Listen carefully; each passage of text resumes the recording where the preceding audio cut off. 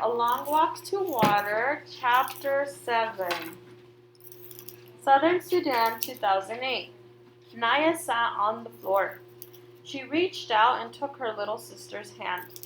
Akir did not seem to notice. She lay curled on her side, hardly moving, silent except for an occasional whimper. Her silence frightened Naya. Only 2 days earlier, Akir had complained noisily and at length about the pains in her stomach. Naya had been annoyed by all the whining. Now she felt guilty, for she could see that her sister no longer had enough strength to complain.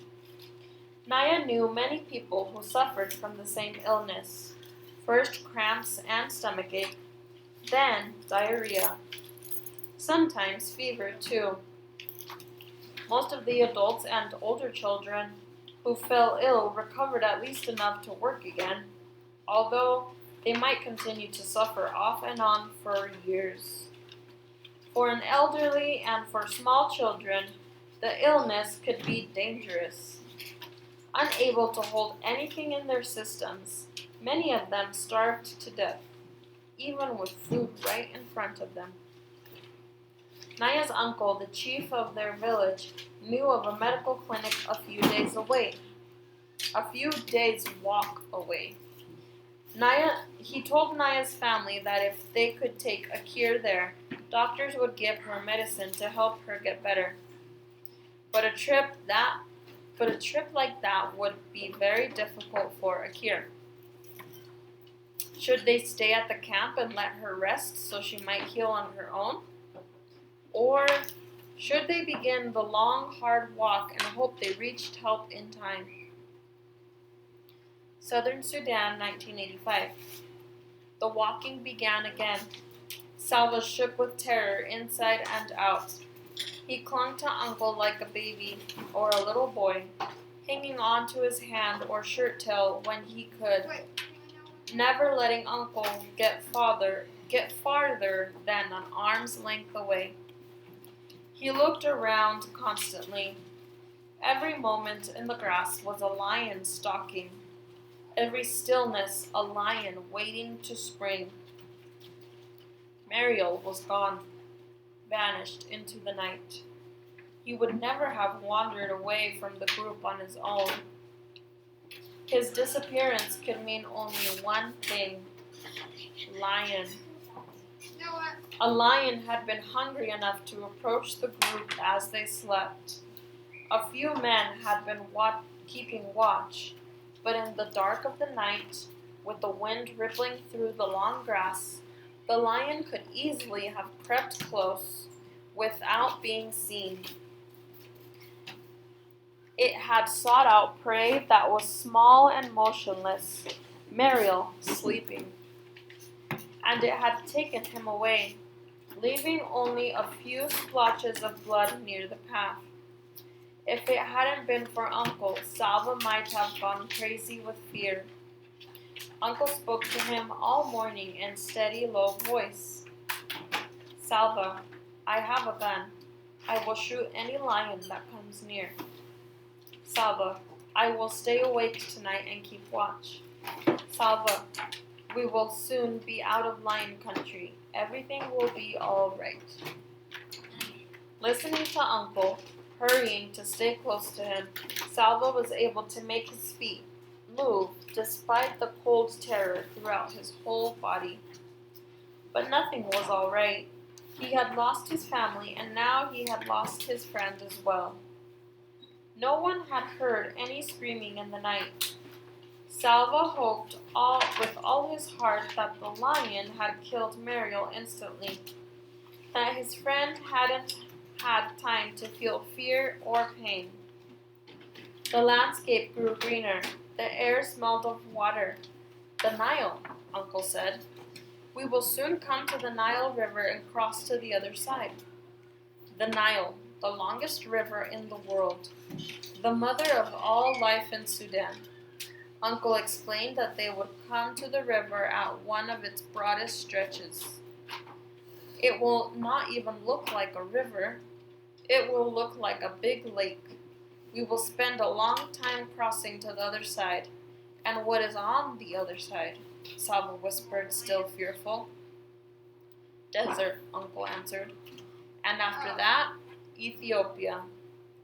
Salva's eyes filled with tears.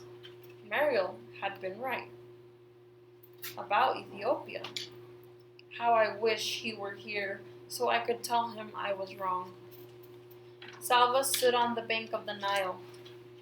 Here, as Uncle had said, the river formed a big lake.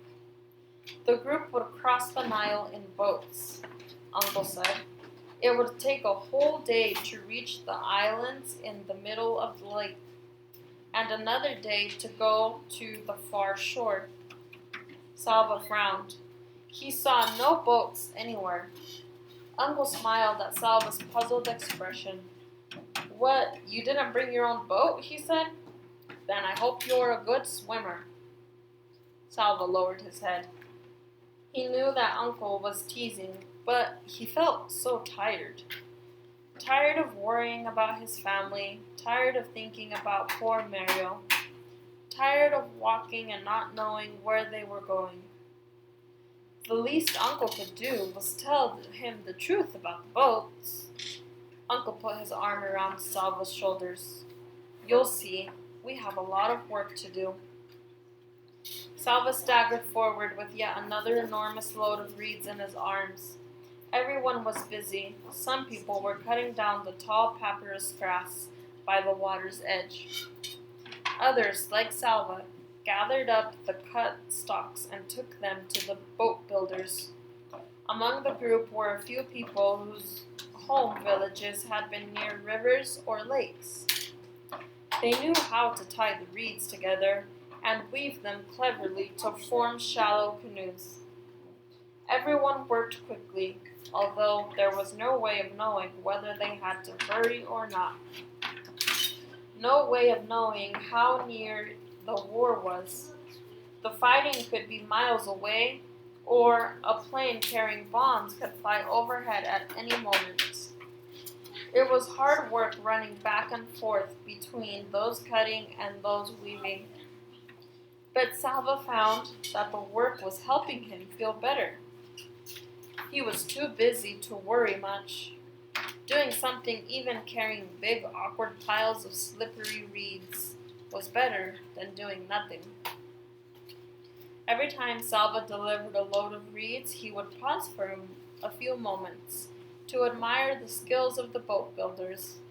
The long reeds were laid out in neat bunches.